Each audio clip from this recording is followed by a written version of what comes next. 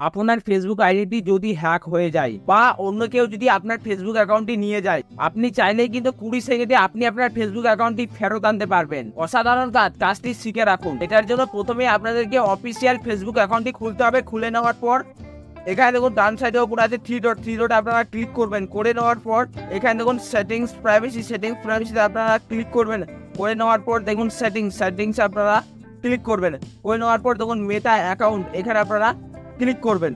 করে নেওয়ার পর এখানে দেখুন পাসওয়ার্ড অ্যান্ড সিকিউরিটি এখানে আপনারা ক্লিক করবেন।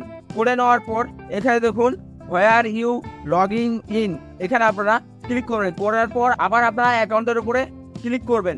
করে নেওয়ার পর এখানে দেখুন ভিভো T2X 5G, তার নিচে দেখুন দুটো ডিভাইস আছে, সেই ডিভাইসগুলো আমার না।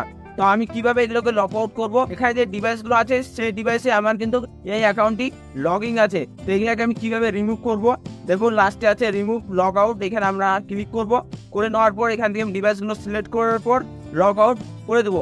আপনারা যদি আপনাদের ফেসবুক অ্যাকাউন্টটি অনেকজনকে যদি দিয়ে রাখেন, সেই ক্ষেত্রে কিন্তু আপনার অনেকগুলো দেখাবে, সেখান থেকে আপনারা একসাথে লগ আউট করে দিতে পারবেন। করে দেওয়ার পর যদি আপনারা পাসওয়ার্ড চেঞ্জ করে দেন, আপনার ফেসবুক আইডিটি কেউ কখন আর নিতে পারবে না। এই জন্য আমি দেখুন লগ আউট করে দিচ্ছি আমার আইডিটি।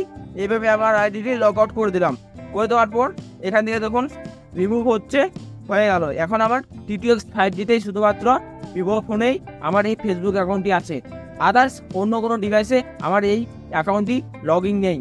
আপনারা কিন্তু মাঝে মাঝে এখানে এসেও দেখতে পারবেন যে আপনার ফেসবুক অ্যাকাউন্টে কে লগ ইন করছে এবং কি কোন সময় কোন তারিখ। আশা করেছি ভিডিওটি আপনারা বুঝতে পেরেছেন।